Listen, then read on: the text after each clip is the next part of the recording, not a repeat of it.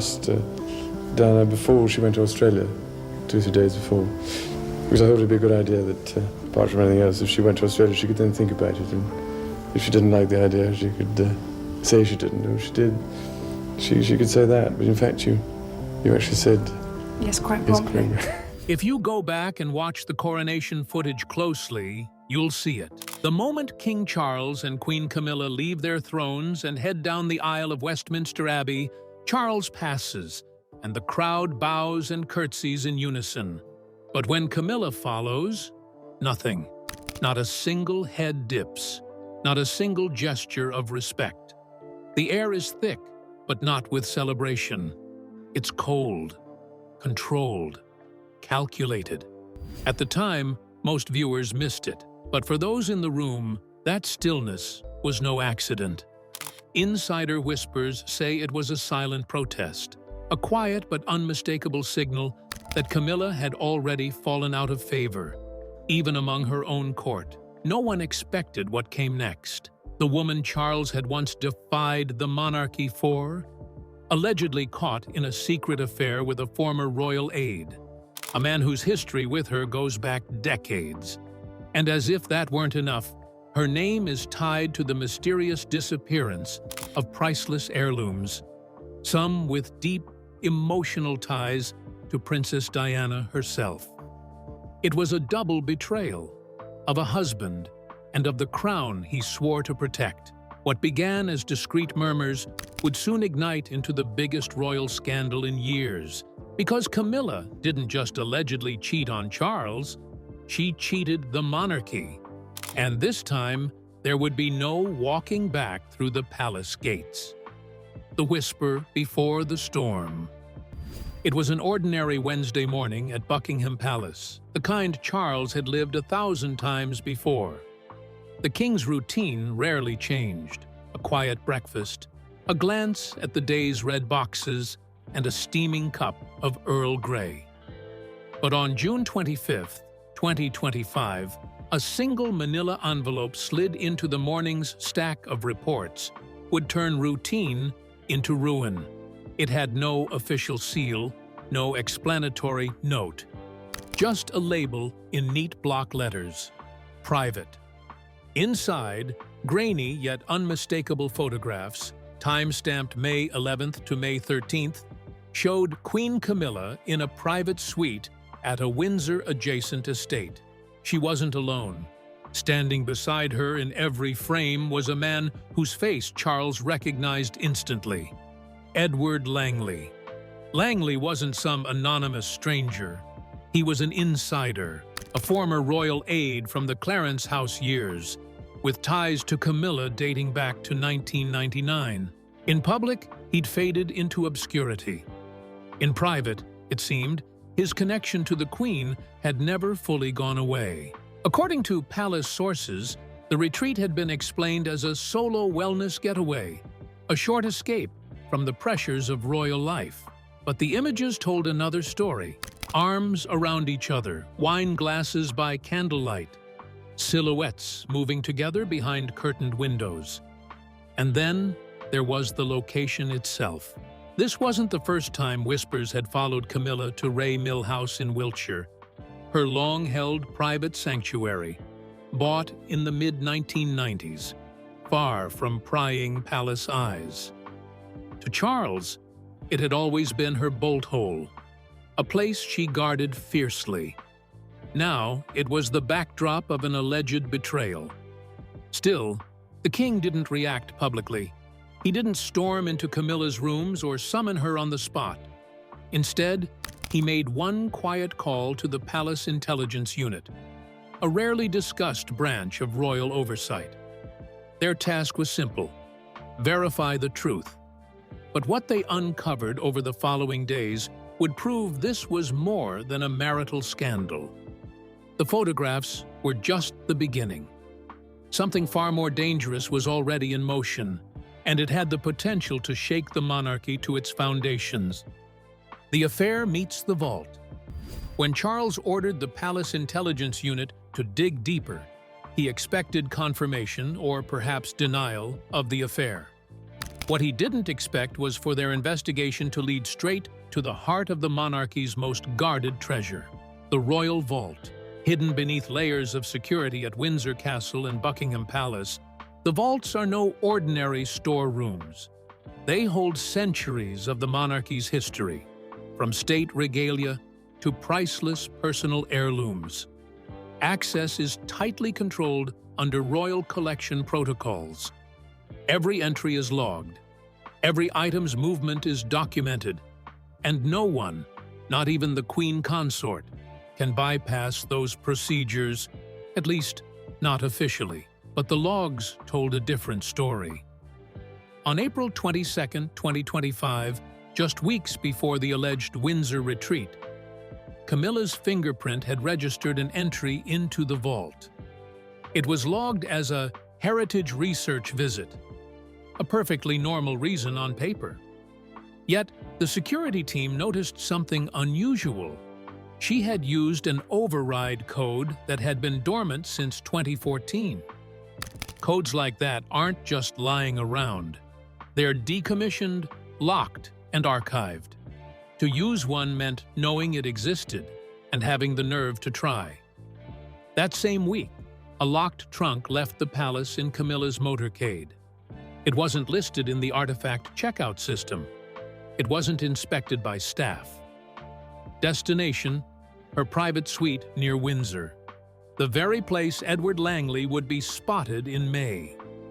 Inside the vault, certain pieces were suddenly missing from inventory. Among them, a pair of Collingwood pearl earrings gifted to Diana on her wedding day, and a diamond and pearl choker she famously wore in the 80s. Both items were considered personal heirlooms of immense sentimental value, earmarked for Princess Charlotte when she came of age. This wasn't speculation. These were hard numbers, verified against the quarterly archive update. The investigators began connecting the dots. Camilla's vault access, the mysterious trunk, the getaway with Langley. Was this a coincidence? Or was the alleged affair intertwined with something far more calculated? As one palace source put it, an affair is a scandal. Stealing from the crown? That's an attack on history itself. The king now had two crises converging into one, and both carried the same name. Charles confronts Camilla. By the time July rolled around, Charles had everything he needed. Photographs, vault logs, transport records, and private correspondence recovered from Camilla's encrypted tablet. And according to insiders, the evidence was just too massive to deem it a mere coincidence. He chose the Blue Room at Buckingham Palace for their meeting, a space grand enough for diplomacy, but small enough to make escape impossible. The doors were closed, staff dismissed. It wasn't a conversation. It was an interrogation. Camilla arrived expecting a discussion about engagements or, at worst, a scheduling matter. Instead, she found her husband seated at a small table, two thick folders in front of him. Without raising his voice, Charles slid the first folder across to her. Inside of it were time-stamped surveillance stills of her and Edward Langley, arms entwined, glasses raised. Her smile faltered. "An old friend," she began. "It was a wellness retreat. You were busy with Parliament." But before she could shape the rest of the excuse, Charles opened the second folder. Vault access logs from April 18 to April 22. The highlighted entry showing her fingerprint matched to an override code last used over a decade ago. It also reportedly included photographs of the unlogged trunk being loaded into her car. Then came the question that hung like a blade. A trunk, Camilla. That hasn't returned. She shifted in her seat. No denial this time, only a claim of misunderstanding.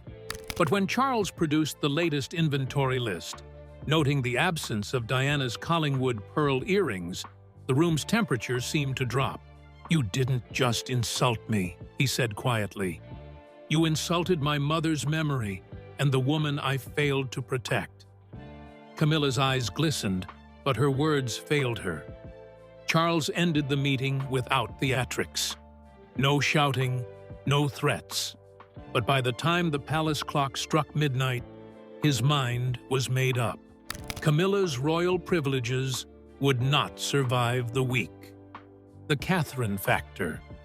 Just 2 days before Charles confronted Camilla, an entirely different drama had been unfolding, one that would place Princess Catherine at the center of the storm. It was sometime around June 2025. The occasion was a private luncheon at Buckingham Palace to celebrate Princess Charlotte's latest charity milestone. Only 32 guests had been invited, a mix of family, trusted aides, and a handful of longtime friends. Catherine arrived shortly after noon, wearing a soft blue day dress, the very same shade Diana had worn to a 1995 engagement in London. She was poised, smiling, every bit the picture of the future queen. But as she moved through the room, something caught her eye. Seated near a north-facing window was Laura Lopes, Camilla's daughter.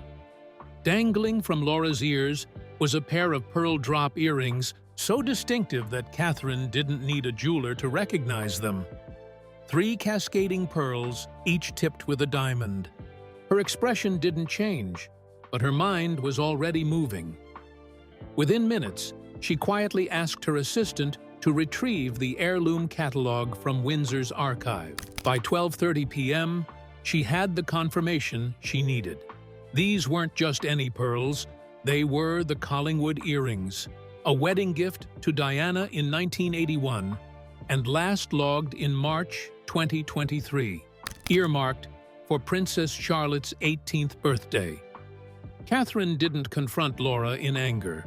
Instead, she waited until noon, then, in front of several witnesses, asked, "Where did you get those earrings?" Laura hesitated, then said they were a gift from Mom. That was enough. Catherine turned to the palace's gemologist, already in attendance due to heightened security, and had the earrings examined on the spot. By 1 p.m., the verdict was in. They were authentic, straight from the vault. When William arrived later that afternoon, Catherine simply leaned in and whispered one word: confirmed. From that moment on, the issue was no longer whispers or suspicion. It was proof. And proof in the palace is a weapon that changes everything. The Silent Council. Sometime around July 2025, Buckingham Palace's Blue Drawing Room was prepared for a meeting unlike any in recent memory. There would be no official announcement, no press leaks, not yet.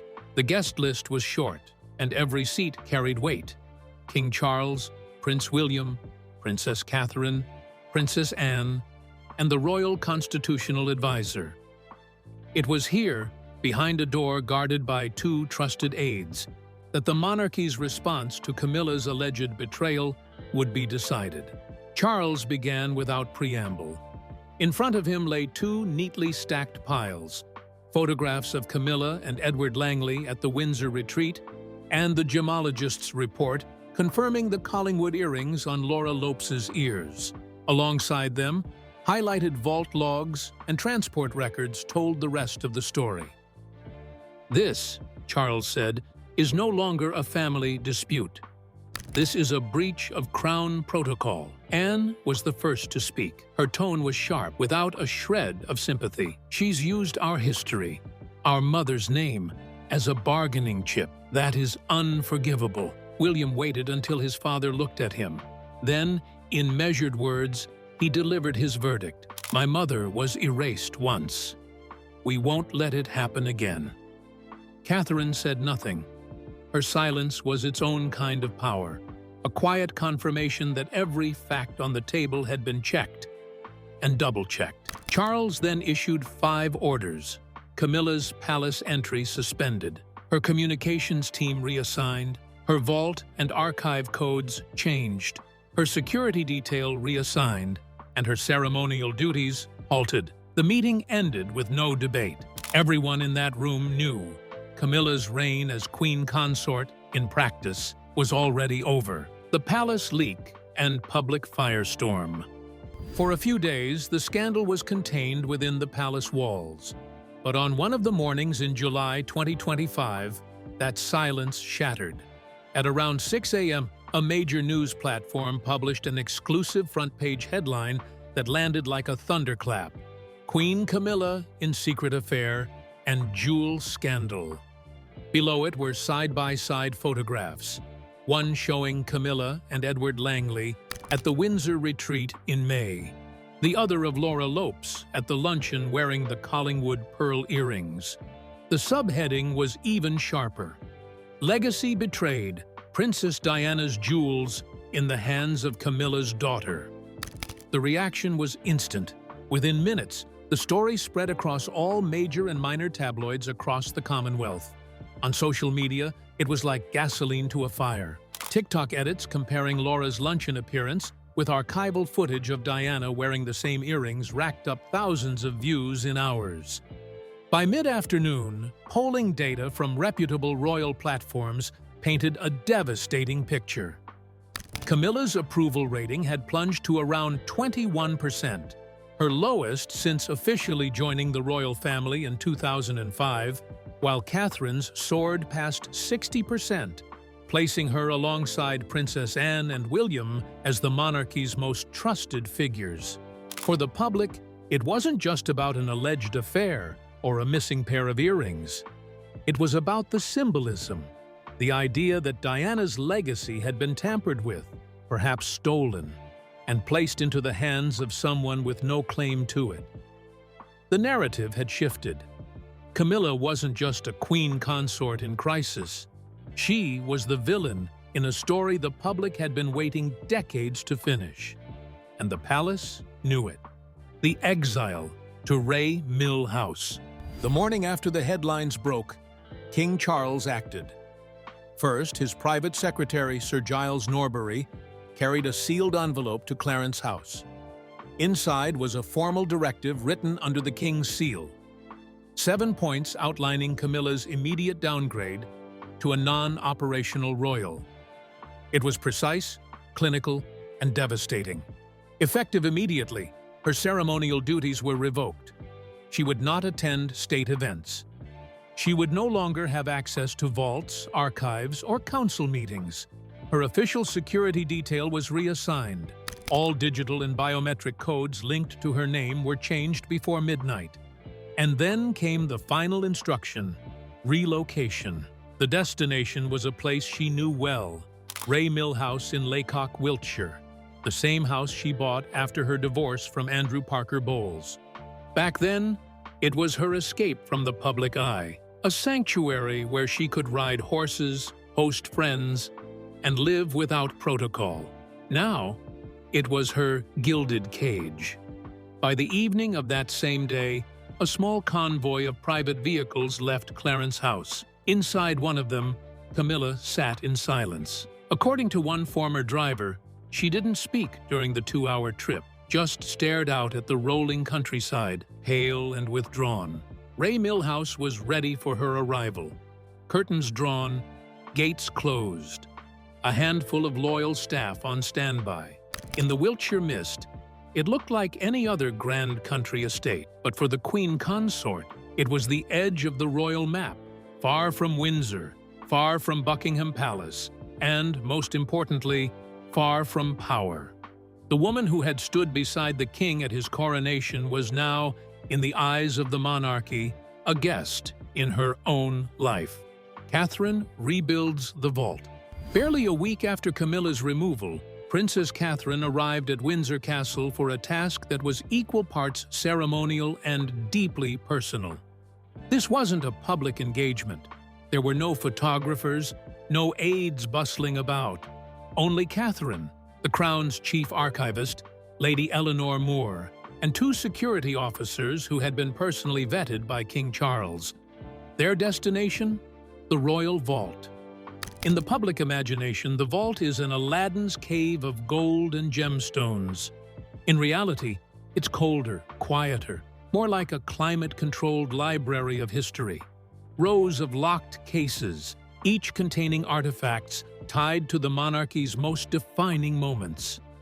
For Catherine, one section mattered more than any other: the pieces once worn by Diana.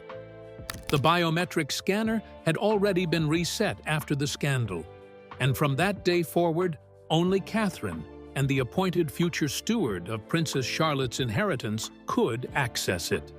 Inside, she began the meticulous process of verifying every item. The 1981 Spencer choker, worn on Diana's wedding day. The sapphire brooch given by Queen Elizabeth II upon her engagement. The double-drop sapphire earrings Catherine herself had worn on state visits. Even a handwritten letter from Diana to William, dated just weeks before her death. Each item was examined, documented, and sealed in a new protective case.